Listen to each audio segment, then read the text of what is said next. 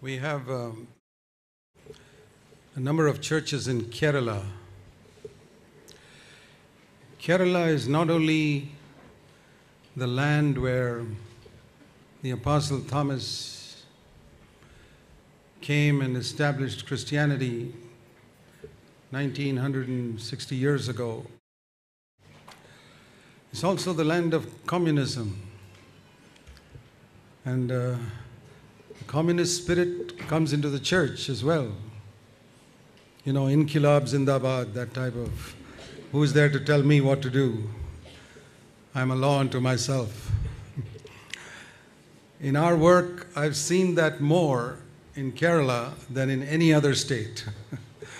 It's the truth. There's something about the spirit in the world that infiltrates the church, except for those who see it and resist it. You know, that applies to all of us in India also, the religion of the masses. There's a spirit in it which can come into us easily. And that's one reason why many Indian husbands are more attached to their parents than to their wives, even though the Bible says a man should leave his father and mother and cleave to his wife. There's a spirit in society which has infiltrated into the marriage. And there could be many other areas I could mention. If we don't have light on this, and there are very few people in Kerala, I find, who have light on this. But in the midst of all this, we have a glorious brother, Joji Samuel, he was not with us from the beginning. I don't know, maybe 15, 16 years ago or something like that, he came to us. And he came out of a Pentecostal church, decided that he's going to be a part of us. And very soon after he joined us, one of the first things that happened as he was even going to register our property there, he got a severe scooter accident. And that's enough for superstitious people to think, see, God has... He didn't have judged you for joining this cult. But it didn't affect him. He rose above all those superstitious beliefs and came out and has been a brother who has led the church in Kottayam through all its turmoils and been a great leader for the churches in Kerala. I would say that if you search all over Kerala, you will not find a humbler brother than him. I can say that openly because it will not affect him. Once when I said something, he said to me afterwards, "Brother, my hearing is bad. I didn't even hear what you said."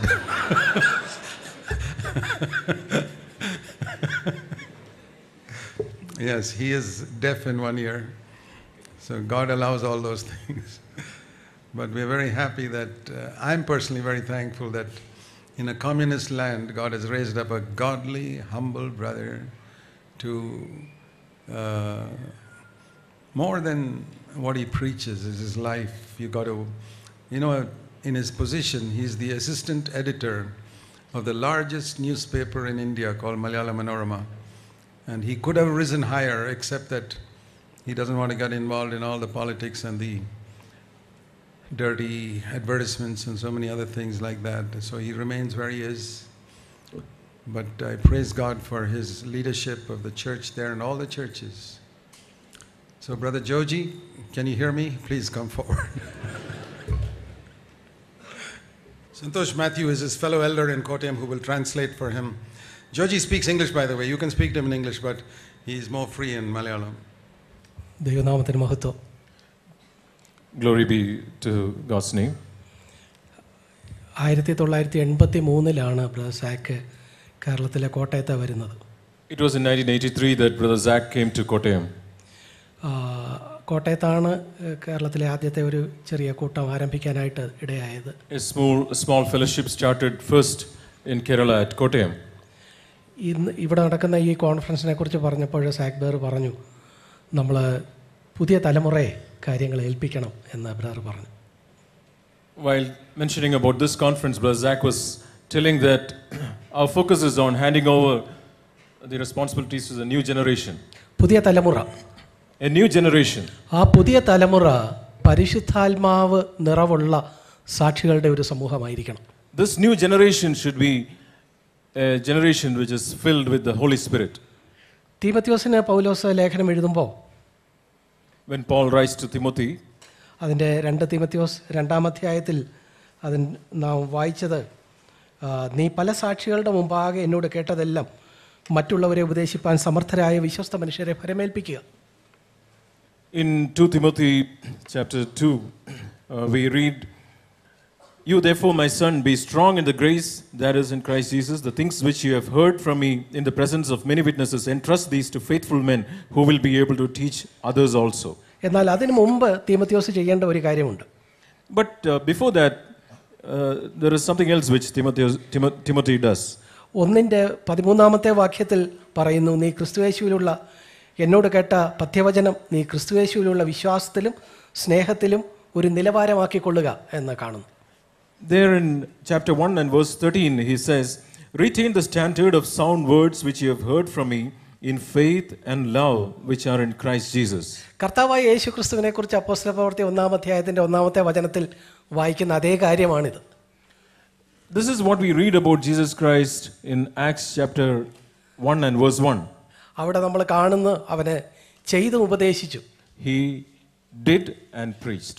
അപ്പോൾ തീമോഥെയോസിനെ സംബന്ധിച്ചിടത്തോളം ഒന്നാമത് ഇത് അവൻ്റെ നിലവാരമാക്കി തീർക്കണം. For Timothy, first he had to make it his own personal experience. പ്രിയപ്പെട്ടവരെ, നമ്മൾ പ്രായമുള്ള ആളുകളെ സംബന്ധിച്ചിടത്തോളം നമ്മൾ ഇതിൻ്റെ മുമ്പാകെ ശോധന ചെയ്യേണ്ടത്, ഇത് നാം ഒത്തിരി കാര്യങ്ങൾ കേൾക്കുന്നുണ്ട്, നമ്മുടെ ഒരു നിലവാരം മാതൃകയാക്കി തീർത്തിട്ടുണ്ടോ എന്നുള്ളതാണ്. We, the older generation, the older people, we have to judge ourselves as to whatever we have heard, has it become personal to us. രണ്ടാമത് നമ്മളത് പുതിയ തലമുറയെ ഏൽപ്പിക്കാൻ സന്നദ്ധരായിരിക്കണം. And then we should be in a position to hand over this to the new generation. പുതിയ തലമുറയെ ഏൽപ്പിക്കുമ്പോൾ ഒരളവിൽ കർത്താവ് പിതാവിൻ്റെ അടുത്ത് നിന്ന് വന്നപ്പോൾ തന്നെത്താൻ ഒഴിച്ചു എന്ന് പറയുന്നത് പോലെ ഒരു അനുഭവമുണ്ട്. പല കാര്യങ്ങൾ അവരെ ഏൽപ്പിക്കുന്നു, നമ്മൾ കുറച്ച് മാറി നിൽക്കുന്നു. When we hand over something to the new generation, it is something like Jesus emptied himself. We have to empty something in order to hand it over to someone else. കേരളത്തിലെ ഈ പഴയ തറവാടുകളുണ്ടായിരുന്നു. In Kerala, we have the old big family houses. അവർക്ക് ഒത്തിരി സ്ഥലങ്ങളും നിലംപുരയിടങ്ങളും ഒക്കെ സ്വന്തമായിട്ടുണ്ടായിരുന്നു. These old big families, they have a lot of land and houses and all on their own. ആ കാര്യങ്ങളൊക്കെ നോക്കി നടത്തുന്നത് പഴയ വീട്ടിലെ വലിയ കാരണവരാണ്. And all these, there will be a person who takes care of all these, their land and property and all. ഈ കാരണവർക്ക് 90 വയസ്സായാലും അദ്ദേഹം ഇതൊന്നും മക്കൾക്കോ കൊച്ചുമക്കൾക്കോ വീതിച്ചു കൊടുക്കുകയില്ല. And this old man who is taking care of all this, who is handling all this, even when he becomes 90 years old, he is hesitant to hand it over to the younger generation. അപ്പോൾ ഒരു വീട്ടിൽ അത് പ്രശ്നമായി. ഇളയ മക്കളൊക്കെ പ്രായമായി, കല്യാണം കഴിച്ചു, അവർക്ക് മക്കളായി, ഈ വസ്തുക്കളൊന്നും അപ്പം വിട്ടു തരുന്നില്ല. അത് പ്രശ്നമായി, പലരും ആ കാര്യത്തിൽ ഇടപെട്ടു. This old father in the great grandfather in the house, he's old, but then he is unwilling to hand it over to the children, and the grandchildren are married and grandchildren, and now they are finding it difficult because father is not willing to hand it over. നാട്ടിലെ പഞ്ചായത്ത് മെമ്പറും ഒക്കെ ഉൾപ്പെട്ട് അവസാനം ഈ പിതാവിനെ ഒരു വിധത്തിൽ സമ്മതിപ്പിച്ചു, ഇത് വീതം വെച്ച് കൊടുക്കാം എന്ന് സമ്മതിപ്പിച്ചു.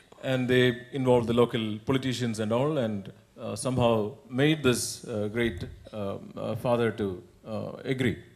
അവസാനം അത് സംബന്ധിച്ച് സ്ഥലം വീതം വെക്കുന്നത് സംബന്ധിച്ച് ഒരു ധാരണയുണ്ടാക്കി, അതൊരു രേഖയൊക്കെ ഉണ്ടാക്കി, ആധാരം എഴുതി. And then they prepared the document as to how it has to be divided and how it has to be handed over to the various children. 90 വയസ്സുള്ള അപ്പച്ചൻ അതത്ര ഇഷ്ടപ്പെടുന്നില്ല. അദ്ദേഹം അതൊക്കെ ഗൗരവത്തോടെ ഇങ്ങനെ ശ്രദ്ധിച്ചിരിക്കുന്നുണ്ട്. He is 90 now, but still he is not happy. He is looking at it with some suspicion. He is watching it. അവസാനം മധ്യസ്ഥനായ ആള് ആധാരമെല്ലാം എഴുതി കഴിഞ്ഞപ്പോൾ അപ്പച്ചനെ ഒന്ന് വായിച്ച് കേൾപ്പിച്ചു. അപ്പച്ച, ഇതിൻ്റെ അകത്ത് എന്തെങ്കിലും കൂടെ ഒന്ന് ആഡ് ചെയ്യേണ്ടതായിട്ടുണ്ടോ എന്ന് ചോദിച്ചു. And then the mediator, after preparing all the documents, he asked this 90-year-old grandfather, is there anything else? Shall I read it out to you? Is there anything else you want to add or change? അദ്ദേഹം പറഞ്ഞു ഒരു കാര്യം കൂടെ അതിൻ്റെ കൂടെ ഒരു close കൂടെ ചേർക്കണമെന്ന് പറഞ്ഞു. And he said, you need to add one more clause to this. അതായത് ഈ മക്കളുടെയൊക്കെ കാലശേഷം ഈ സ്വത്തുക്കൾ തിരിച്ച് എനിക്ക് തന്നെ ഇരിക്കും എന്നൊരു ക്ലോസ് ചേർക്കണം. So the clause is that after the period of the children, this property will again come back to me. പ്രിയപ്പെട്ടവര്, Add this clause also. നമ്മളെ സംബന്ധിച്ചിടത്തോളം നമുക്ക് ഈ ഒരു കോംപ്ലക്സ് കൊണ്ട് നടക്കാനായിട്ട് കഴിയും. For us all, we can have this kind of a complex in us. കുഞ്ഞുങ്ങൾ പ്രായപൂർത്തിയായി വരുന്നു, അവരെ കാര്യങ്ങൾ ഏൽപ്പിക്കുക. Children are growing up. Let us hand over the responsibilities to them. നമ്മളെ സംബന്ധിച്ചിടത്തോളം നമ്മൾ ഈ ഭൂമി വിട്ടു പോകുമ്പോൾ ഒരു ഇല കൊഴിയുന്നത് പോലെ നമ്മൾ കടന്നു പോകണം. When we leave this earth, just like a leaf falls onto the ground, we just disappear. ഒരു ഇല കൊഴിയുന്നത് നിങ്ങൾ ശ്രദ്ധിച്ചിട്ടുണ്ടോ? ഒരു ഇല മെല്ലെ വീഴുന്നു, ഒച്ചപ്പാടില്ല, വലിയ ബഹളമില്ല. അത് നിന്ന സ്ഥാനം ഞാൻ ഇതാ പോകുന്നു എന്ന് പറഞ്ഞ് അതിൻ്റെ മുമ്പിൽ ഒരു കാഹളം ഊതുന്നില്ല, വളരെ നിശബ്ദമായിട്ട് അത് അതിൻ്റെ സ്ഥാനം ഒഴിഞ്ഞു പോകുന്നു. Have you observed how a leaf falls down? It doesn't announce that, yeah, I'm now falling down, watch. It doesn't say anything. It just slowly falls down and just disappears. ആ ഇല എന്തായി തീരുന്നു? തുടർന്ന് വളർന്നു വരുന്ന ചെറിയ ചെടികൾക്കുള്ള ഒരു വളമായി തീരുകയാണ് ചെയ്യുന്നത്. And this leaf which falls down, it is becoming a manure to the other plants that are growing up. പ്രിയപ്പെട്ടവരെ, തീമോഥെയോസിനോട് പൗലോസ് പറയുമ്പോൾ വളരെ വ്യക്തതയോടെ പറയുന്നു, നീ ഇത് വിശ്വസ്തരായ മനുഷ്യരെ ഏൽപ്പിക്കുക. When Paul tells Timothy, he tells very clearly, hand it over to the next generation. ആരെയെങ്കിലും ഏൽപ്പിച്ചാൽ പോരാ, പരിശുദ്ധാത്മാവിൻ്റെ നിറവുള്ള കർത്താവിൻ്റെ ഉയർപ്പിന് സാക്ഷികൾ എന്നുള്ള നിലയിൽ ഈ കാര്യങ്ങളെ ഉള്ളിലെടുത്തിട്ടുള്ള ആളുകളെ വേണം നമ്മൾ ഈ കാര്യങ്ങളെ ഏൽപ്പിക്കാൻ. It is not that you can hand it over to anyone. You need to hand it over to people who are filled with the Holy Spirit, people who have a personal experience of the resurrection of Christ. ഞാൻ എൻ്റെ ആത്മാവിനെ അവൻ്റെ മേൽ വയ്ക്കും എന്നൊരു വചനം നമ്മൾ യെശയ്യാവിൻ്റെ പുസ്തകം 42-ാം അധ്യായത്തിൻ്റെ 1-2 വചനങ്ങളിൽ കാണുന്നുണ്ട്. In Isaiah chapter 42 verse 1 we read that I'll put my spirit upon him. ഇതേ വാക്യങ്ങൾ മത്തായി എഴുതിയ സുവിശേഷം 12-ാം അധ്യായം അതിൻ്റെ 17 കർത്താവായ യേശുക്രിസ്തുവിനെ കുറിച്ചുള്ള വചനങ്ങളായി എടുത്ത് ഉദ്ധരിക്കുന്നത് നമുക്ക് കാണാനായിട്ട് കഴിയും. We see the same quotation in Matthew chapter 12 and verse 17. അത് വളരെ നീണ്ട ഒരു കൊട്ടേഷനാണ്. ഞാനത് ഇങ്ങനെ വായിക്കാം. ഇതാ ഞാൻ തിരഞ്ഞെടുത്ത എൻ്റെ ദാസൻ, എൻ്റെ ഉള്ളം പ്രസാദിക്കുന്ന എൻ്റെ പ്രിയൻ. ഞാൻ എൻ്റെ ആത്മാവിനെ അവൻ്റെ മേൽ വയ്ക്കും. അവൻ ജാതികൾക്ക് ന്യായവിധി അറിയിക്കും. അവൻ കലഹിക്കുകയില്ല, നിലവിളിക്കുകയില്ല. ആരും തെരുക്കളിൽ അവൻ്റെ ശബ്ദം കേൾക്കുകയുമില്ല. ചതഞ്ഞോടെ അവൻ ഒടിച്ചു കളയുകയില്ല, പുകയുന്ന തിരി കെടുത്തു കളയുകയില്ല. അവൻ ന്യായവിധി ജയത്തോളം നടത്തും. Behold my servant whom I have chosen, my beloved in whom my soul is well pleased. I will put my spirit upon him, and he shall proclaim justice to the Gentiles. He will not quarrel, nor cry out, nor will anyone hear his voice in the streets. A battered reed he will not break off, and a smoldering wick he will not put out, until he leads justice to victory, and in his name the Gentiles will hope. പഴയ തലമുറയിൽ നിന്ന് ഈ കാര്യങ്ങൾ ഏറ്റുവാങ്ങുന്ന പുതിയ തലമുറയെ സംബന്ധിച്ചിടത്തോളം ഞാൻ എൻ്റെ ആത്മാവിനെ അവൻ്റെ മേൽ വയ്ക്കും എന്ന കർത്താവിനെക്കുറിച്ച് പറഞ്ഞ ഈ വചനങ്ങൾ ഏറെ പ്രസക്തമാണ്.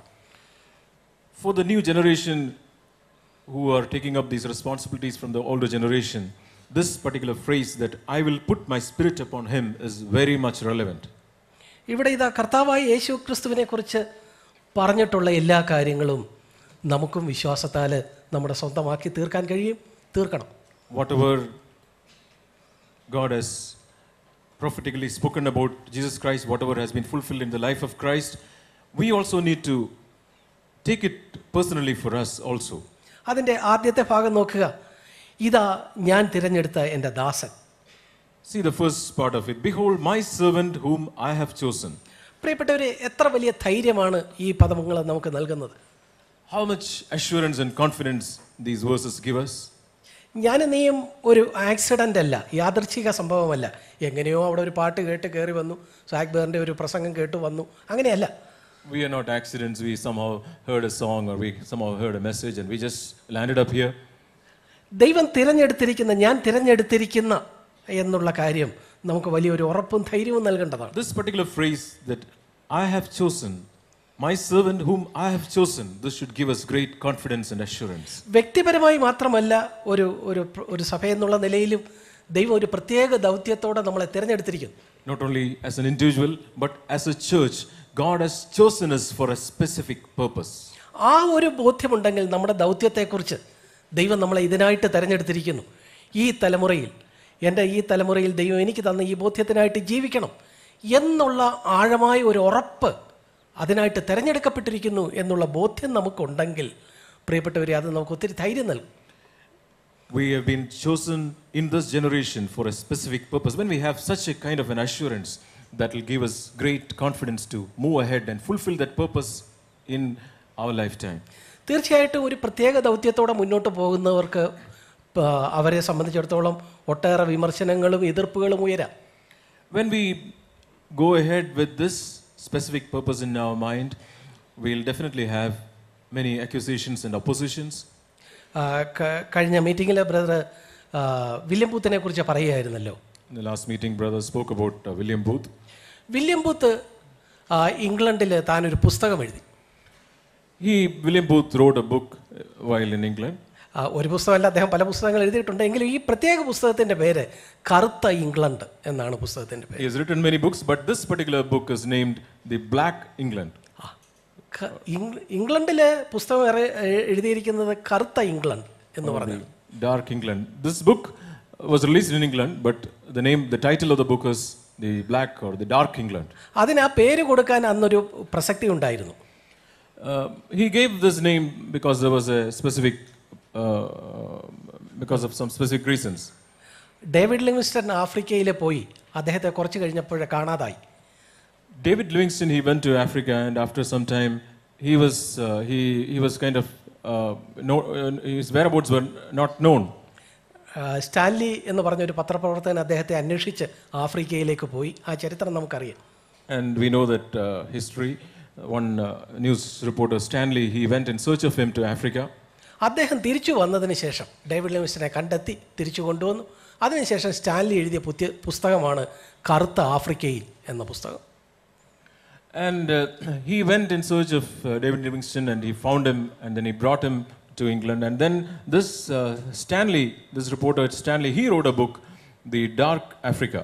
ഈ കറുത്ത ആഫ്രിക്കയിൽ ആളുകൾ വിദ്യാസമ്പന്നരല്ല, ആളുകൾ ദൈവബോധമുള്ളവരല്ല, പ്രാകൃതരായ മനുഷ്യരാണ്. ഈ കാര്യങ്ങളൊക്കെയാണ് സ്റ്റാൻലി അദ്ദേഹത്തിന് കണ്ട കാര്യങ്ങളാണ് വിവരിച്ചിരിക്കുന്നത്. Stanley, who went to Africa, he saw the situation there, and he saw the uneducated people, the dark situations there, and then he wrote this book, The Dark Africa. അപ്പോഴിതാ വില്യം ബൂത്ത് എഴുതുന്നു, Africa, ഈ കറുപ്പ് ആഫ്രിക്കയിൽ മാത്രമല്ല ഇംഗ്ലണ്ടിലും നിങ്ങളുടെ മധ്യത്തിലുമുണ്ട്, നിങ്ങളുടെ ഹൃദയത്തിലുമുണ്ട്. Then William Booth now writes a book, and he names it The Dark England. So this darkness is not just in Africa, but it is there in the hearts of you people who live in England. ബ്രിട്ടീഷുകാരൻ്റെ ആഭിജാത്യത്തെ അത് വെല്ലുവിളിച്ച ഒരു പുസ്തകമായിരുന്നു. So this book, it actually questioned the high thoughts of the Britishers who thought high about themselves. നിങ്ങളുടെ ഹൃദയത്തിൽ തന്നെ, ആഫ്രിക്കക്കാരെ എന്തിനാ പറയുന്നത്, നിങ്ങളുടെ ഹൃദയത്തിൽ തന്നെ പല തിന്മകളുണ്ട്. നിങ്ങൾ പാവപ്പെട്ട സ്ത്രീകളെ അവർക്ക് വേണ്ട കാര്യങ്ങൾ ചെയ്യുന്നില്ല, തൊഴിലില്ലാത്തവർക്ക് വേണ്ടത് നൽകുന്നില്ല. അങ്ങനെയൊക്കെയുള്ള ഒത്തിരി കാര്യങ്ങൾ വില്യം ബൂത്ത് ആ പുസ്തകത്തിലൂടെ പൊതുജനത്തിൻ്റെ മുമ്പാകെ തുറന്നിട്ടു. Why are you just blaming the Africans? Look at your own hearts. You are the way you treat these young girls, the way you treat the other people. There is a lot of darkness in your own hearts, and that's how he wrote this particular book. ആ പുസ്തകം പുറത്തു വന്നതോടെ William ബൂത്തിനെതിരെ വലിയ പ്രതിഷേധങ്ങളുണ്ടായി. And then there were a lot of accusations against William Booth soon after this book was released. ഇദ്ദേഹം ആരാണ് ഞങ്ങളെ ഇത്ര കുറ്റം പറയാൻ? ഇദ്ദേഹം ഒരു തലയ്ക്കുള്ളിൽ ഒരു നിലാവുള്ള മനുഷ്യനാണ്, യാഥാർത്ഥ്യബോധമുള്ള ആളല്ല, ആവശ്യമില്ലാതെ ഒത്തിരി സ്വപ്നം കാണുന്ന ആളാണ്, ഈ കാലത്തിന് നിരക്കാത്ത ഒത്തിരി കാര്യങ്ങൾ പറയുന്നതാണ് എന്ന് വേണ്ട ഒട്ടേറെ വിമർശനങ്ങൾ വില്യം ബൂത്തിനെതിരെ വന്നു. Many people spoke against William Booth. This man is just a dreamer. He is speaking things which are unreal. He is living in a world of dreams. Why is writing all these things? There were people started talking against him. William booth ഇതിനൊന്നും മറുപടി പറഞ്ഞില്ല. William Booth didn't answer. തികഞ്ഞ നിശബ്ദത. He was silent. He didn't answer back. William ബൂത്തിന്റെ മകൻ ബ്രോംവെല്ലിന് ഇത് സഹിച്ചില്ല. But his son, William Booth's son Bramwell, couldn't bear it. ബ്രഹ്മല്ല് വന്ന് അപ്പനോട് പറഞ്ഞു, ഡാഡി എന്താ ഇതിന് മറുപടി പറയാത്തത്, എന്താ മറുപടി പറയാത്തത്? Then Bramwell asked his dad, Dad, why are you not replying all these accusers? William booth പറഞ്ഞ ഒരു മറുപടി ഉണ്ട്. Then William Booth gave this reply. William booth പറഞ്ഞത്, മോനെ, ഒരു 50 വർഷം കഴിയുമ്പോൾ ഇവർ ഈ പറഞ്ഞ കാര്യങ്ങൾക്കൊന്നും, ഈ വിമർശനങ്ങൾക്കൊന്നും ഒരു പ്രസക്തി ഇല്ലാതാവും. Son, you just listen.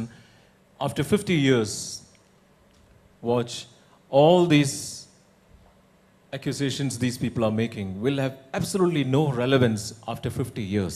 അതേസമയം ഇപ്പോൾ നമ്മളെ ഏൽപ്പിച്ചിരിക്കുന്ന ദൗത്യം നമ്മൾ ചെയ്യുന്നുണ്ടോ ഇല്ലയോ എന്നുള്ളതായിരിക്കും 50 വർഷം കഴിയുമ്പോൾ പ്രസക്തമാകുന്ന കാര്യം. But what is important is that we do what God has called us for at this particular time, and that will be very much relevant after 50 years. ഞങ്ങൾ ബാംഗ്ലൂരിന് പോരാനായിട്ട് റെയിൽവേ സ്റ്റേഷനിൽ ഇരിക്കുമ്പോൾ കേരളത്തിലെ ഒരു സഭയിലെ സഹോദരന്മാർ അവർക്കെതിരെ ഉണ്ടായ ചില വിമർശനങ്ങളെക്കുറിച്ചും ഒത്തിരി തട്ടിക്കേറിയതിനെക്കുറിച്ചും ഒക്കെ പറഞ്ഞപ്പോൾ ഞാൻ ഈ കാര്യം അവരോട് പറയുകയുണ്ടായി. While we were waiting in the railway station to travel to Bangalore, one brother in Kerala, he was mentioning about the problems that they face, the accusations that they face in their particular local church, and I was sharing this experience with them. പ്രിയപ്പെട്ടവരെ, നമുക്കൊരു ദൗത്യമുണ്ടെങ്കിൽ അത് നമ്മൾ ഇപ്പോൾ അത് നിർവഹിക്കുന്നുണ്ടോ, അതിനോട് committed ആയിട്ടിരിക്കുന്നുണ്ടോ എന്നുള്ളത് മാത്രമേ 25-50 വർഷം കർത്താവിൻ്റെ വരവ് താമസിച്ചാൽ 50-25 വർഷത്തിന് ശേഷം അത് മാത്രമേ പ്രസക്തമായിരിക്കുകയുള്ളൂ. When God has given us a particular task, when God has called us for a specific purpose, what is really relevant is that we do that at this particular time, and that will only last after 25 or 50 years. Martin ലൂഥറിനെ കുറിച്ച് എന്തെല്ലാം പറഞ്ഞു, വെസ്ലിയെ കുറിച്ച് എന്ത് പറഞ്ഞു, William ബൂത്തിനെ കുറിച്ച് എന്ത് പറഞ്ഞു, ഇന്ന് നമ്മളത് ആരെ ഓർക്കുന്നു? ഇന്ന് മാർട്ടിൻ ലൂഥറിനെ നമ്മൾ ഓർക്കുന്നുണ്ട്, വെസ്ലിയെ ഓർക്കുന്നുണ്ട്, വില്യം ബൂത്തിനെ ഓർക്കുന്നുണ്ട്. അദ്ദേഹത്തിനെതിരെ വന്ന ആരോപണങ്ങൾ അത് നമ്മൾ ആരും ഓർക്കുന്നില്ല. People talked about Martin Luther or John Wesley, and all these men of God, people talked a lot of things against them. But now when we look back, we remember what Martin Luther or Wesley did, what they stood for, and we don't remember the accusations that were spoken against them. പ്രിയപ്പെട്ടവരെ, നമ്മളെ ഒരു പ്രത്യേക ദൗത്യത്തിനായിട്ട് ദൈവം തിരഞ്ഞെടുത്തിട്ടുണ്ടെങ്കിൽ കർത്താവ് പറയുന്നു, ഇവൻ എൻ്റെ ദാസനാണ്, ഞാൻ ഇവനെ താങ്ങും. If we are being called for a specific purpose, the Lord says, He is my servant, I will uphold him. നോക്കുക, അതിൻ്റെ 2ാമത്തെ വചനത്തിലേക്ക് വരുമ്പോൾ അവിടെ നമ്മൾ കാണുന്നത് എൻ്റെ ഉള്ളം പ്രസാദിക്കുന്ന എൻ്റെ പ്രിയൻ എന്നാണ് പറയുന്നത്. There, then in the second part of that verse 18, there it says, my beloved in whom my soul is well pleased. എൻ്റെ ഉള്ളം പ്രസാദിക്കുക. My beloved in whom my soul is well pleased. Whom my soul is well pleased. നമ്മുടെ ജീവിതത്തിൻ്റെ അവസാനത്തിൽ സത്യത്തിൽ ഇങ്ങനെ ഒരു കൊച്ചു കാര്യം, ഇവനെ ഞാൻ പ്രസാദിച്ചിരിക്കുന്നു എന്നൊരു കാര്യം പറഞ്ഞു കിട്ടിയാൽ അതല്ലേ ജീവിതത്തിൻ്റെ ധന്യത. At the end of our lives, if we could hear this one single phrase, I am well pleased in him, isn't this the fulfillment of our life? കർത്താവായ യേശു ക്രിസ്തുവിനെ കുറിച്ച് 3 ഭാഗങ്ങളിലെങ്കിലും 2 ഭാഗങ്ങളിൽ എടുത്തു പറയുന്നുണ്ട്, ഞാൻ ഇവനിൽ പ്രസാദിച്ചിരിക്കുന്നു എന്ന് പറയുന്നുണ്ട്. About Jesus Christ also we read at various places it is mentioned that God says that I am well pleased in him. കർത്താവ് സ്നാനക്കടവിലെ ചെന്നപ്പോൾ നമുക്കറിയാം, മത്തായി എഴുതിയ സുവിശേഷം 3-ാം അധ്യായം അതിൻ്റെ 17-ാം വചനത്തിൽ നമ്മൾ കാണുന്നുണ്ട്, ഇവൻ എൻ്റെ പ്രിയപുത്രൻ, ഇവനിൽ ഞാൻ പ്രസാദിച്ചിരിക്കുന്നു. We read when Jesus was baptized, then the heavens were opened, and we read that particular phrase that God says that I am well pleased in him. അതുപോലെ തന്നെ മത്തായി എഴുതിയ സുവിശേഷം 17-ാം അധ്യായത്തിലേക്ക് വരുമ്പോൾ അതിൻ്റെ 5-ാമത്തെ വാക്യത്തിൽ ഇവൻ എൻ്റെ പ്രിയപുത്രൻ, ഇവങ്കൽ ഞാൻ പ്രസാദിക്കുന്നു, ഇവന് ചെവി കൊടുപ്പീൻ എന്നുള്ള വചനം അവിടെ ഉണ്ടായി, മറുരൂപമലയിൽ അതുണ്ടായി. Again at the Mount of Transfiguration in Matthew 17 and verse 5, we read, this is my beloved son with whom I am well pleased, listen to him. നോക്കുക, കർത്താവിനെ കുറിച്ച് പ്രസാദിച്ചു എന്ന് പറയുന്ന ഈ 2 രംഗങ്ങളും, 3-ാമതൊരു രംഗം കൂടെ യോഹന്നാൻ്റെ സുവിശേഷം 12-ാം അധ്യായത്തിൽ നിന്ന് നമുക്ക് വേണമെങ്കിൽ കണ്ടെടുക്കാൻ ഒക്കും. ഈ രംഗങ്ങളിലെല്ലാം പ്രിയപ്പെട്ടവരെ, എവിടെയാണ് സ്വർഗം അവൻ്റെ മേലെ പ്രസാദിച്ചത്? When we look at all these places where it is referred about Jesus, when God says that I am well pleased in Jesus, where did actually the heaven, what was the area in which God was pleased with Jesus? We can also see one particular verse like this in John 12 also. കർത്താവായ യേശുക്രിസ്തു ബോധപൂർവം ക്രൂശിനെ സ്വീകരിക്കാനായിട്ട് തന്നെത്താൻ താഴ്ത്തിയ രംഗങ്ങളിലാണ്, ആ സന്ദർഭങ്ങളിലാണ് സ്വർഗത്തിൻ്റെ ആ certificate ലഭിച്ചത്, ഇവനിൽ ഞാൻ പ്രസാദിച്ചിരിക്കുന്നു. It was when Jesus willingly humbled himself, willingly took up the cross. It was on those occasions that heaven was pleased with him. It was on those occasions that God was well pleased in him. യോഹന്നാൻ സ്നാപകന്റെ കൈക്കീഴിൽ സ്നാനമേൽക്കാൻ ചെല്ലുന്നു. സ്നാനത്തിൽ എന്താ ക്രൂശ്? Jesus is now willing, he is being baptized under the hand of John. And what is the cross involved in it? അവിടെ സത്യത്തിൽ ആ ഈ സ്നാപകന്റെ കൈക്കീഴിൽ തന്നെ ഒരു സ്നാനാർത്ഥി കീഴ്പ്പെടുത്തി കൊടുക്കുമ്പോൾ അവൻ ഒരളവിൽ മരണത്തെ അറിയുകയാണ്. When Jesus humbles himself and when he is standing under the hand of John, in one sense he is tasting death. അവൻ തന്നെ തൻ്റെ ജീവിതത്തെ ഏൽപ്പിച്ചു കൊടുക്കുകയാണ്. ഒരളവിലെ ക്രൂശിനെ അറിയുകയാണ് കർത്താവ് ചെയ്യുന്ന സ്നാനത്തിൽ. Handing over his life. At that particular time also he is tasting the cross. ഞാൻ പറഞ്ഞു വന്നത്, പ്രിയപ്പെട്ടവർ, റോമർക്ക് എഴുതിയ ലേഖനം 6-ാം അധ്യായത്തിൻ്റെ പ്രാരംഭവാക്യങ്ങളിലേക്ക് വരുമ്പോഴും അവിടെ സ്നാനത്തെ ഒരു മരണത്തോടെ ചേർത്ത് പറയുന്ന ഭാഗം നമുക്കറിയാമല്ലോ. We know that in Romans 6, in the initial verses also, we read that baptism is connected with death. പലപ്പോഴും സ്നാനത്തെക്കുറിച്ച് ആ നിലയിൽ നമ്മൾ ചിന്തിക്കാറില്ല, ഒരു ചടങ്ങ് പോലെ. എന്നാൽ അവിടെ നമ്മൾ വാക്കും ഭാഷണവും കൂടാതെ പ്രസ്താവിക്കുന്നത്, ഞാൻ കീഴ്പ്പെടുത്തി കൊടുക്കാൻ തയ്യാറാണ്, ഞാനൊന്നും അല്ലാതാകാൻ തയ്യാറാണ്, ഞാൻ ആഴത്തിലേക്ക് പോകാൻ തയ്യാറാണ് എന്നുള്ള നിലയിൽ നമ്മളെ തന്നെ വെറുമയാക്കി കൊടുക്കുന്ന ഒരു മനോഭാവമാണ്. കർത്താവ് അതിന് തയ്യാറായപ്പോഴാണ് സ്വർഗത്തിൽ നിന്ന് ആദ്യത്തെ പ്രസ്താവം ഉണ്ടായത്, ഇവനിൽ ഞാൻ പ്രസാദിച്ചിരിക്കുന്നു. Many do not really realize the meaning of baptism when they are baptized. But the real meaning, as we read in Romans 6, is that I am willing to hand myself over. I am willing to go down. And Jesus did so. Jesus humbled himself. And it was at that particular time that heavens were opened and God said, I am well pleased in him. കർത്താവിൻ്റെ പരസ്യ ശുശ്രൂഷയുടെ ആദ്യ ഘട്ടത്തിലായിരുന്നു സ്നാനം. ഏതാണ്ട് മധ്യഘട്ടത്തിലേക്ക് വരുമ്പോൾ മറുരൂപമലയുടെ സംഭവം വരുന്നു. It was in the initial days of his ministry that Jesus, before his ministry, that Jesus was baptized. But towards the middle of his ministry, we see that he is at the Mount of Transfiguration. അവിടെ മറുരൂപമലയിലും അവിടെ ഏലിയാവും മോശയും എന്താണ് പറഞ്ഞതെന്ന് ലൂക്കോസാണ് വ്യക്തമാക്കുന്നത്. We read it very clearly as to what happened at the Mount of Transfiguration in Luke chapter 10.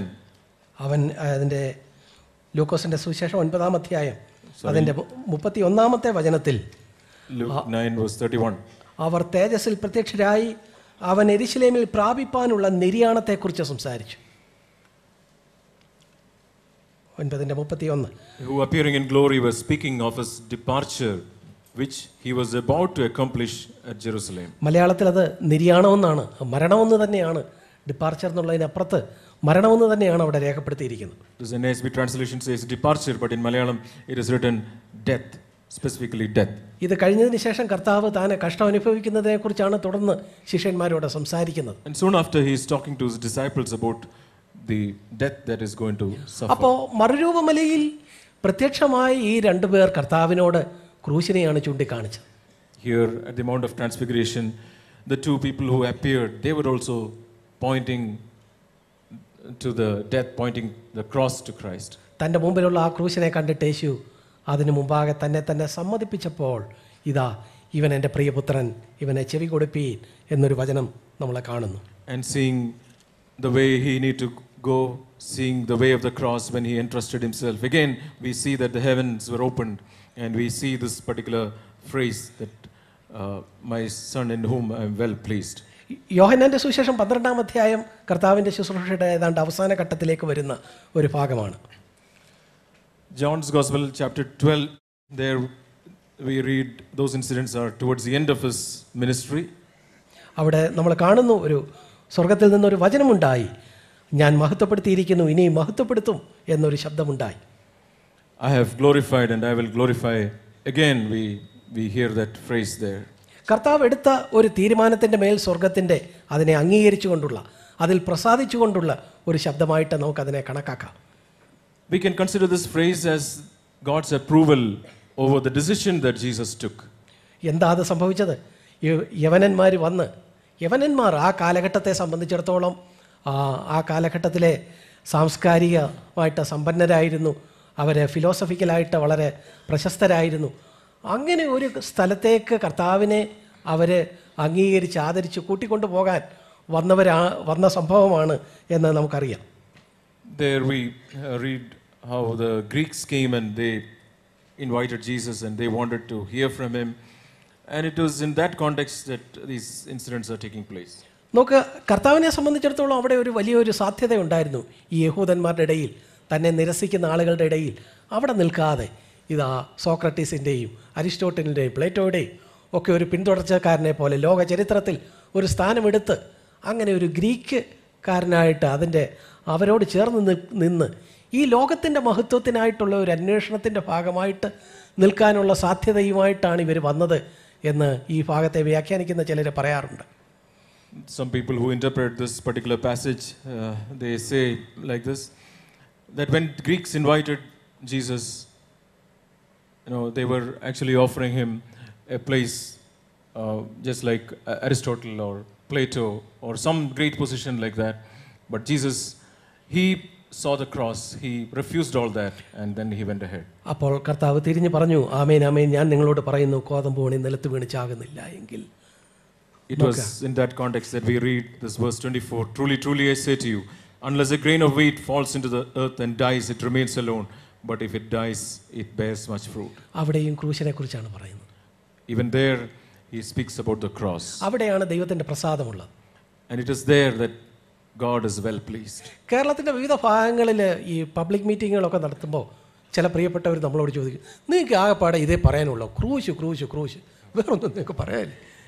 In Kerala, at different places, when we have public meetings, some people come and ask us, do you have only this to speak? Always you speak about cross, cross, cross. You have only this to speak? പ്രിയപ്പെട്ടവർ, പരിശുദ്ധാത്മാവിനാൽ നിറയപ്പെട്ട ഒരു പുതിയ തലമുറയായിട്ട് നമ്മുടെ കാലഘട്ടത്തെ നമുക്ക് വെല്ലുവിളിക്കണമെന്നുണ്ടെങ്കിൽ ദൈവത്തിൻ്റെ പ്രസാദം നമ്മുടെ മേലുണ്ടാകണം. അതിനൊരു വഴിയേ ഉള്ളൂ, അത് ക്രൂശിൻ്റെ വഴി മാത്രമാണ്. If we are to be a new generation filled with the Holy Spirit, and if we are to carry on this work, then there is only one way, that we need to go the way of the cross. ഈ ക്രൂശിൻ്റെ വഴിയെക്കുറിച്ച് നമുക്കറിയാം. യോഹന്നാൻ്റെ സുവിശേഷം 6:38 നമ്മൾ കാണുന്നത് പോലെ തന്നെത്താൻ പിതാവിൻ്റെ ഹിതത്തിനായിട്ട് കീഴ്പ്പെടുത്തി കൊടുക്കുന്ന അവസരം. We read in John chapter 6 and verse 38, we know that the way of the cross is giving up our will and saying that I have come not to do my will but his will. നമ്മുടെ അത്രയും ഈ കാര്യങ്ങൾ ഊന്നി പറയുന്ന മറ്റൊരു കൂട്ടം ഉണ്ടെന്ന് എനിക്ക് തോന്നുന്നില്ല. I don't think there is any other group which emphasize these truths so much. ഒരു പക്ഷേ ചെറുപ്പക്കാരെ നിങ്ങൾ ഇത് കേട്ട്, ഇന്നും ക്രൂശിനെ കുറിച്ചുള്ള വചനമാണോ? And some of you young people, you may be thinking that even today this brother is speaking about the cross. സ്വർഗത്തിൻ്റെ പ്രസാദം 3 വട്ടം കർത്താവിൻ്റെ മേലുണ്ടായ 3 രംഗങ്ങളിലും അവൻ ക്രൂശിനെ സ്വീകരിച്ച രംഗങ്ങളിലാണ് ആ സർട്ടിഫിക്കേഷൻ ഉണ്ടായത് എന്ന കാര്യം നമ്മൾ ഓർത്തിരിക്കണം. But we need to remember that heaven was well pleased. God's approval came upon Jesus at these occasions when Jesus embraced the cross. നമ്മൾ ഈ വഴിയിൽ മുന്നോട്ട് പോകുമ്പോൾ സത്യത്തിൽ നമ്മൾ വ്യക്തതയുള്ള ആളുകളാണെങ്കിൽ പാപം നമ്മളെ സംബന്ധിച്ചിടത്തോളം കുറച്ച് കഴിയുമ്പോൾ വലിയ ഒരു പ്രസക്തി ഉണ്ടാവുകയില്ല, പ്രകടമായ പാപങ്ങൾ.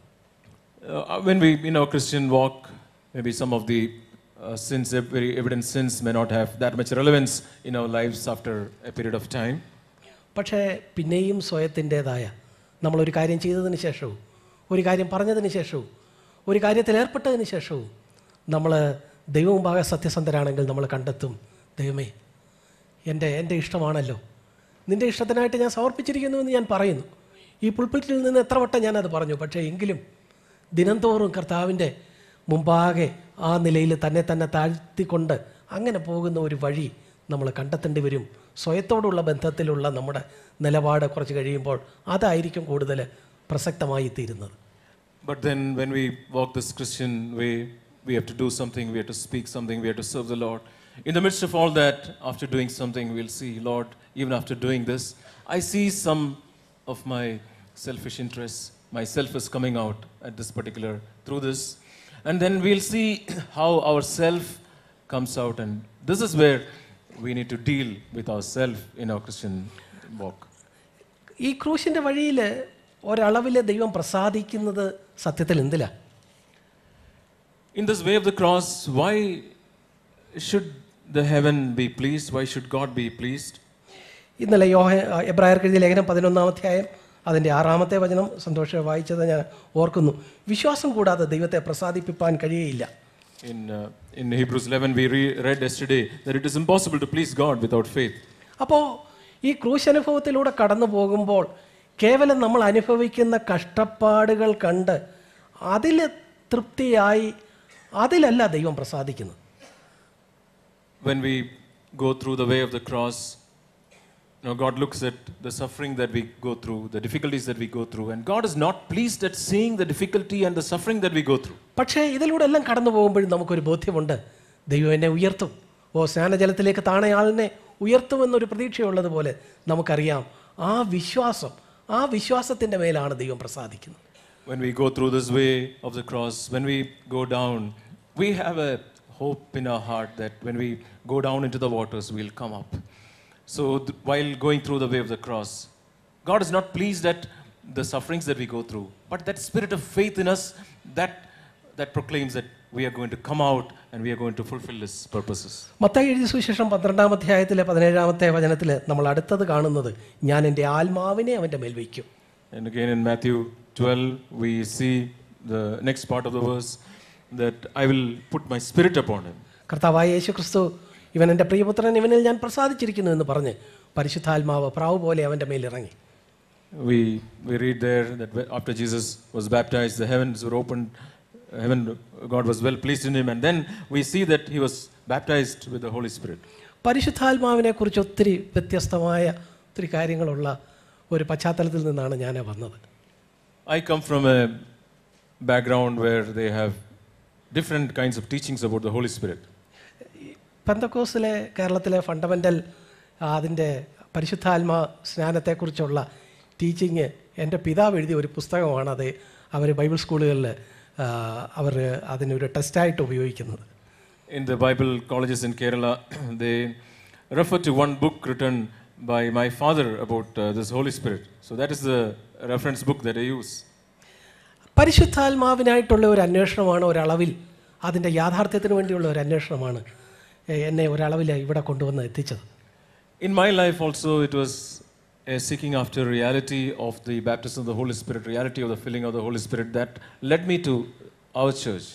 യഥാർത്ഥത്തിലുള്ള ഒരു പരിശുദ്ധാത്മാവിൻ്റെ ഒരു സാന്നിധ്യം എൻ്റെ ജീവിതത്തിൻ്റെ മേൽ നിരന്തരം ഉണ്ടാകണമെങ്കിൽ ഞാൻ നിരന്തരം ക്രൂശിക്കപ്പെട്ട ഒരു അനുഭവത്തിലൂടെ കടന്നുകൊണ്ടേയിരിക്കണം. If I need to have a genuine baptism of the Holy Spirit, genuine presence of the Lord continually in my life, I need to continually walk this way of the cross. തീ ഇറങ്ങിയത് എപ്പോഴും എവിടെയാണ്? യാഗത്തിന്മേലാണ് തീ ഇറങ്ങിയത്. The fire falls down on the offering, on the sacrifice. പ്രിയപ്പെട്ടവരെ, നമുക്ക് അടുത്ത വചനങ്ങളിലേക്ക് പോകാം. നമ്മൾ യഥാർത്ഥത്തിലുള്ള ഒരു ആത്മാവിൻ്റെ ഒരു അന്വേഷണം നമ്മുടെ ജീവിതത്തിലുണ്ടെങ്കിൽ നമ്മൾ ക്രൂശിൻ്റെ ആ മാർഗത്തെ ഒഴിഞ്ഞു പോവുകയില്ല. If we are having a longing to be filled with the Holy Spirit, then we will not evade the cross. അടുത്ത് നമ്മൾ കാണുന്നത്, അവൻ ജാതികൾക്ക് ന്യായവിധി അറിയിക്കും. And then in that verse 18, the last part, we read, he shall proclaim justice to the Gentiles. എബ്രായർക്ക് എഴുതിയ ലേഖനം 11-ന്റെ 7-ാമത്തെ വാക്യത്തിൽ നോഹ തൻ്റെ കാലഘട്ടത്തെ ന്യായം വിധിച്ചത് എങ്ങനെയാണ് എന്ന് നമുക്കറിയാം. In Hebrews 11, we read how Noah judged his generation, condemned his generation. നോഹയെ ആ കാലത്ത് ഏൽപ്പിച്ച ഒരു ദൗത്യത്തിൽ ഏർപ്പെട്ടുകൊണ്ട് പെട്ടകം പണിഞ്ഞുകൊണ്ട് അല്ലാതെ നോഹ എന്തെങ്കിലും പറഞ്ഞതായിട്ട് നമ്മൾ അവിടെ കാണുന്നില്ല. 11-ാം അധ്യായത്തിൻ്റെ 7-ാമത്തെ വാക്യത്തിൽ നമ്മൾ കാണുന്നു, തൻ്റെ കുടുംബത്തിൻ്റെ രക്ഷയ്ക്കായിട്ട് ഒരു പെട്ടകം തീർത്തു, അതിനാൽ അവൻ ലോകത്തെ കുറ്റം വിധിച്ച് എന്ന് നമ്മളവിടെ കാണുന്നു. We read, by faith Noah being warned about the things of God, he prepared an ark, and then further we read, by which he condemned the world. പ്രിയപ്പെട്ടവരെ, നമ്മളെ സംബന്ധിച്ചും നമ്മൾ ഒത്തിരി കാര്യങ്ങൾ പറയുന്നതിലല്ല, നമുക്ക് കിട്ടിയ ദൗത്യത്തോട് നമ്മൾ ചേർന്ന് നിൽക്കുമ്പോൾ ഒരളവിൽ നമ്മൾ ഈ കാലഘട്ടത്തെ ന്യായം വിധിക്കുകയാണ് ചെയ്യുന്നത്. It is not by speaking many things, it is by being part of the work which the Lord has called us for, that we condemn the world. അടുത്ത വചനങ്ങളിലേക്ക് വരുമ്പോൾ ഇവിടെ ഇതാ അങ്ങനെ ഒരുവനെ സംബന്ധിച്ചിടത്തോളം അവന് പരാതികളില്ല, കലഹിക്കയില്ല, നിലവിളിക്കയില്ല, ആരും തെരുക്കളിൽ അവൻ്റെ ശബ്ദം കേൾക്കുകയുമില്ല. And about such a man we further read, he will not quarrel, he will not cry out, nor will anyone hear his voice in the streets. തീമോഥെയോസിന് ലേഖനം എഴുതുമ്പോൾ 1 തീമോഥെയോസ് 3:3 2:8 ഒക്കെയും പൗലോസ് പറയുന്നുണ്ട്, ദൈവത്തിൻ്റെ ദാസനായിട്ടുള്ളവൻ അവൻ ശാന്തനും കലഹിക്കാത്തവനും. Again in 1 Timothy we read about the servant of the Lord. He is not a quarrelsome person. പ്രിയപ്പെട്ടവരെ, നമ്മൾ ഈ വഴിയിൽ മുന്നോട്ട് പോകുമ്പോൾ നമ്മളെ സംബന്ധിച്ചിടത്തോളം പരാതികളും ഒത്തിരി കാര്യങ്ങളും മാറിപ്പോകും. When we go this way, many of our complaints, many of our murmurings will disappear. അങ്ങനെ മാറിപ്പോയിട്ടുണ്ടോ? അതോ ഇപ്പോഴും പ്രാർത്ഥിച്ചപ്പം എൻ്റെ കുഞ്ഞിൻ്റെ അസുഖം മാത്രം പ്രാർത്ഥിച്ചില്ല, മറ്റു 3 പേരെ പ്രാർത്ഥിച്ചു? Or even now the brother prayed, he prayed for all the other children who were sick, but he didn't pray for my child. അവൻ കലഹിക്കയില്ല, നിലവിളിക്കയില്ല, ആരും തെരുക്കളിൽ അവൻ്റെ ശബ്ദം കേൾക്കുകയുമില്ല. Do you have, even now, are we having such feelings? We read that he will not shout, he will not quarrel. അടുത്ത് നമ്മൾ കാണുന്നത് അവൻ ചതഞ്ഞ ഓടെ ഒടിച്ചു കളയുകയില്ല, പുകയുന്ന തിരിക്കെടുത്ത് കളയുകയില്ല. Again we read that he will not, a battered reed he will not break, and a smoldering wick he will not put out. എങ്ങനെയാണ് കരുണയോടെ മറ്റുള്ളവരോട് പെരുമാറാനായിട്ട് നമുക്ക് കഴിയുക? How can we deal mercifully with others? പ്രത്യേകിച്ചും പുതിയ തലമുറയിലുള്ളവർ ഉത്തരവാദിത്തത്തിലേക്ക് വരുമ്പോൾ മറ്റുള്ളവരോട് കരുണയോടെ എങ്ങനെ പെരുമാറാൻ കഴിയും? When the new generation takes up responsibility, how can we deal mercifully with them? തങ്ങളുടെ ജീവിതത്തിലെ ആ തിന്മകളെ കാണാത്ത ഒരാൾക്ക് മറ്റൊരാളോട് കരുണയായിട്ട് പെരുമാറാൻ കഴിയുകയില്ല. Those who have not seen the corruption in their own flesh will not be able to deal mercifully with others. പാപികളിൽ ഞാൻ ഒന്നാമൻ എന്ന് നെഞ്ചത്തൊരടി ഇല്ലാത്ത ഒരാൾക്ക് മറ്റൊരാളോട് കരുണ കാണിക്കാനായിട്ട് കഴിയുകയില്ല. A person who is not able to say that I am the chief of sinners will not be able to deal mercifully with another person. പ്രിയപ്പെട്ടവരെ, ഈ ഒരു മാർഗ്ഗം എവിടെ വരെ? അടുത്ത് നമ്മൾ കാണുന്നു, ന്യായവിധി ജയത്തോളം നടത്തും. And then we see that until he leads justice to victory. അവസാനത്തോളം സഹിച്ചു നിൽക്കുന്നവൻ രക്ഷിക്കപ്പെടും. Those who are faithful until the end will be saved. പകുതി വഴി വന്നിട്ട് ഇത് പറ്റുകയില്ല, ഇത് സാധ്യമല്ല എന്ന് പറഞ്ഞ് നഷ്ടപ്പെടുത്തി കളയല്ലേ. Don't be left out half the way by saying that it is not possible for me. ആദ്യത്തോളം അവസാനത്തോളം നിൽക്കാൻ ദൈവം നമുക്ക് കൃപ തരട്ടെ. May the Lord give us grace to stand until the end. 1 തീമോഥെയോസിലെ 1-ാം അധ്യായത്തിലെ അധ്യായങ്ങളിൽ നമ്മൾ മുന്നോട്ട് വരുമ്പോൾ 5 സ്ഥലത്ത് ചിലർ എന്ന് പറയുന്ന കാണാം. In 1 Timothy, when we read, at different places we can read this phrase, many. ചിലരെന്ത് ചെയ്തു? ചിലര് അതിൻ്റെ 1-ാം അധ്യായത്തിൻ്റെ 3-ാമത്തെ വാക്യത്തിൽ അവര് ശുദ്ധഹൃദയം, നല്ല മനസാക്ഷി, നിർവ്യാജ വിശ്വാസം ഇവ വിട്ടുകളഞ്ഞു. Verse 3. Yeah. 1:3, 5. For verse 6 in English, chapter 1 verse 6. For some men, 3, 6, verse 3, verse 6. 19. Certain men in verse 3, some men in verse 6. 4-ാം അധ്യായത്തിന്റെ 1-ാമത്തെ വാക്യത്തിൽ അവിടെ നമ്മൾ ചിലരെ കാണുന്നു. 5:15 ചിലരെ നമ്മൾ കാണുന്നു. Some in verse 4 and chapter 5 also, some certain people. അവരൊക്കെ എന്ത് ചെയ്തു? ഒരു കാലത്ത് തീമോഥെയോസിനോടും പൗലോസിനോടും ഒപ്പം നിന്നവരാണ്. These were all people who were once with Paul and Timothy. അവര് ആദ്യ സ്നേഹം വിട്ടുകളഞ്ഞു, അല്ലെങ്കിൽ ശുദ്ധഹൃദയം വിട്ടുകളഞ്ഞു. But they left their first love. They left their good conscience. നല്ല മനസാക്ഷി വിട്ടുകളഞ്ഞു. They no longer have a good conscience. അവർ ചിലർ സാത്താന്റെ പിന്നാലെ പോയി. പൗലോസിന്റെ ഹൃദയത്തിലെ ഭാരം നോക്കുക. Some of them went after Satan's schemes.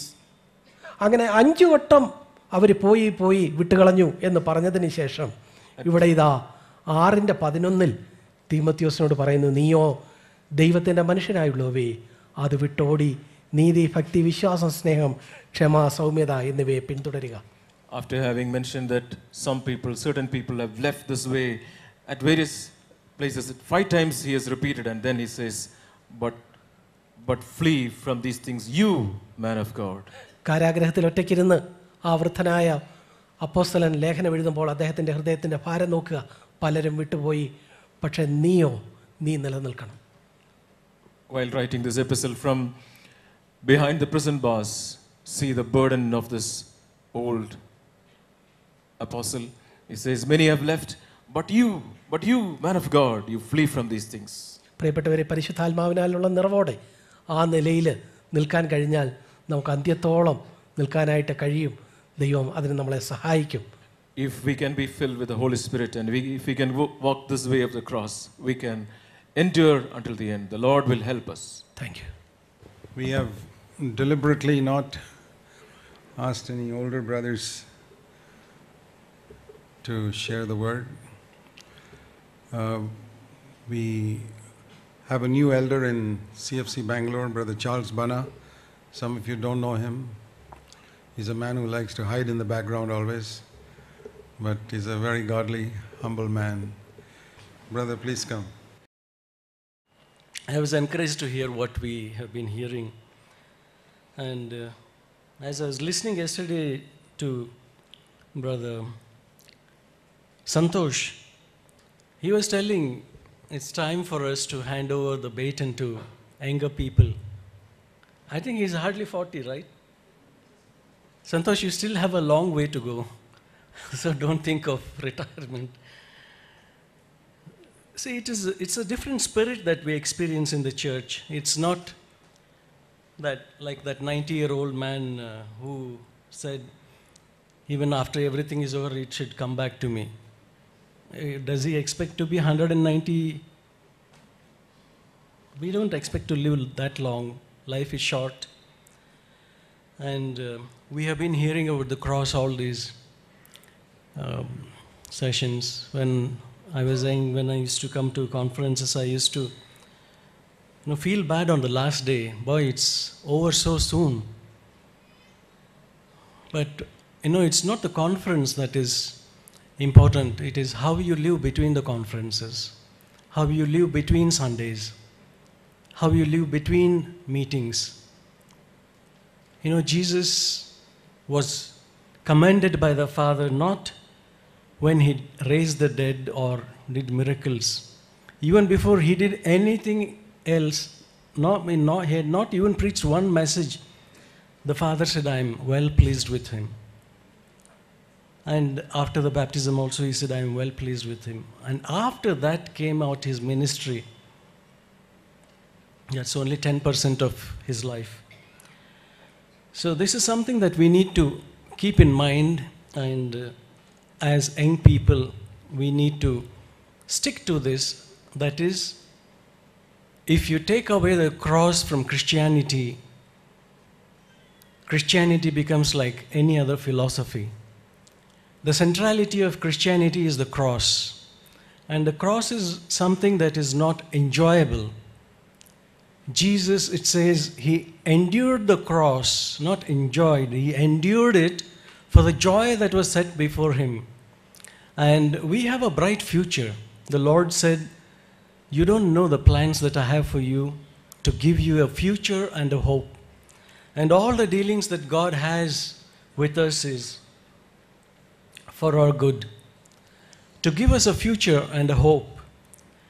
You see, we read that in Hebrews 12, verse 5 onwards about discipline. It says, have you forgotten the exhortation which is addressed to you as sons? God is speaking to us sons. He's not speaking to those who are not his sons. As a father, he is speaking to you and me as sons and daughters. Have you forgotten it?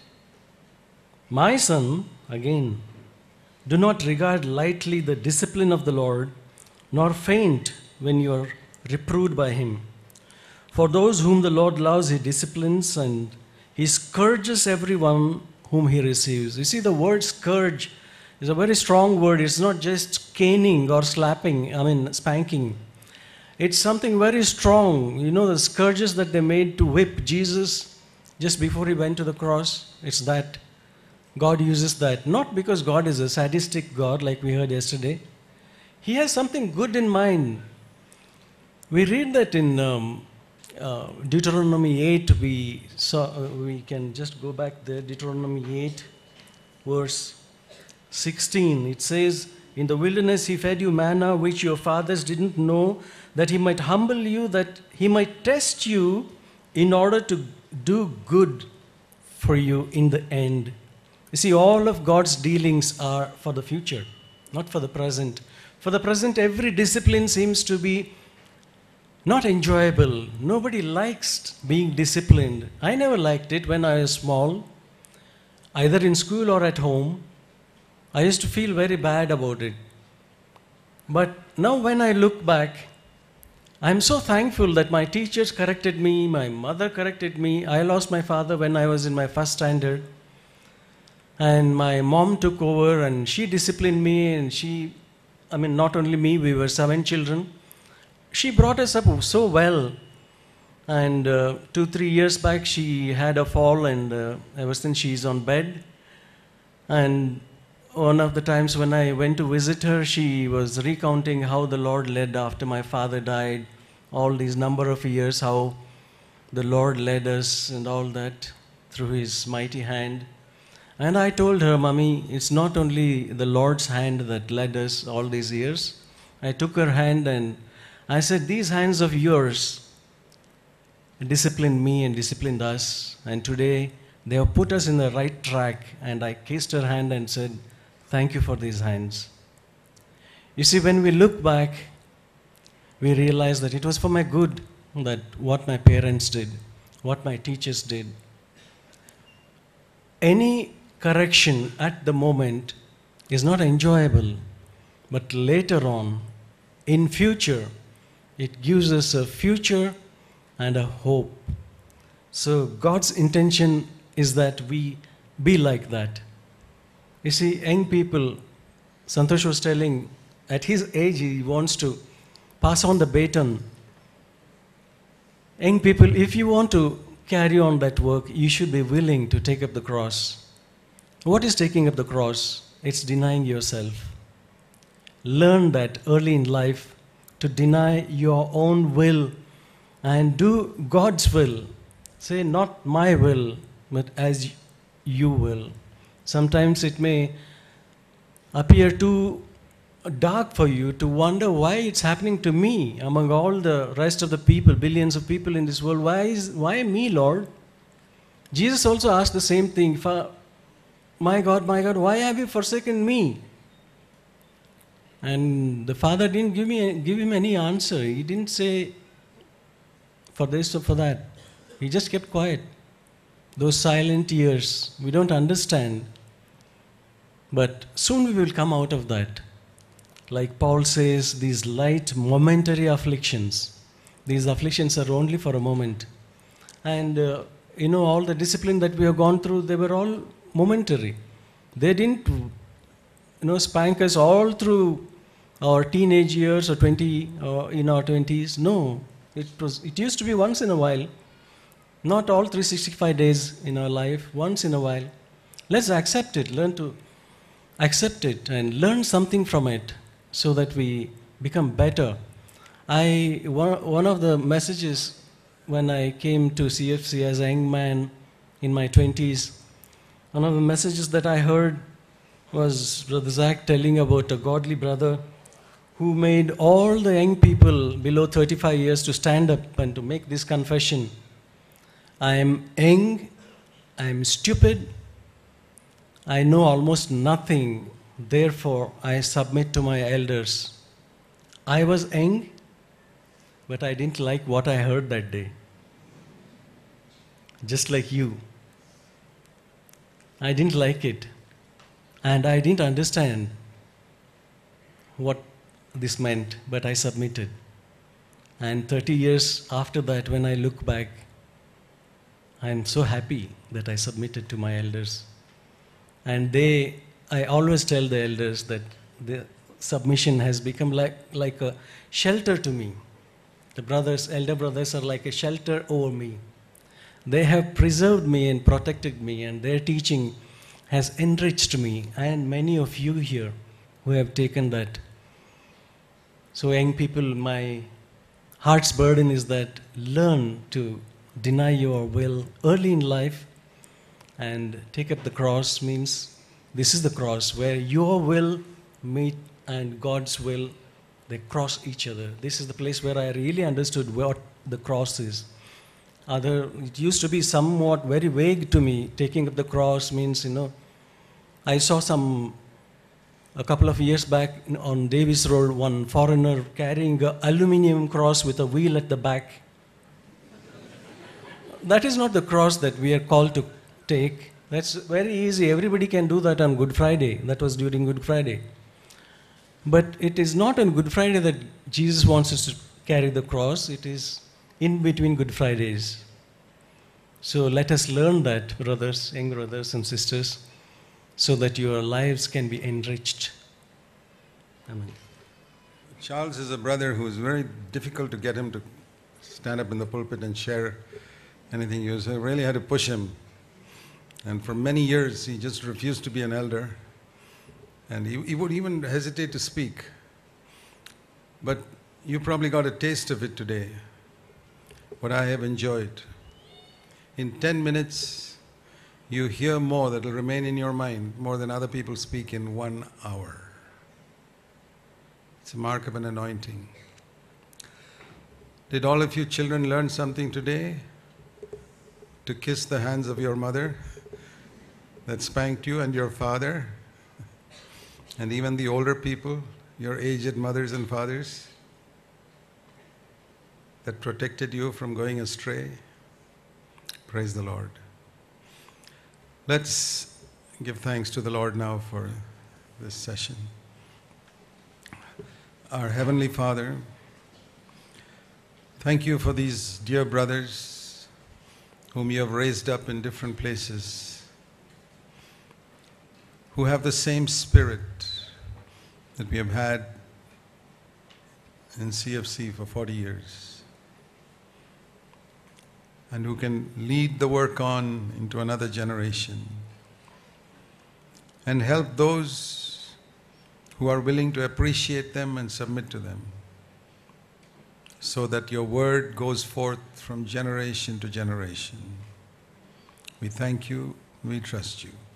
Thank you for this time. Bless the food we eat now and our fellowship together. In Jesus' name, amen.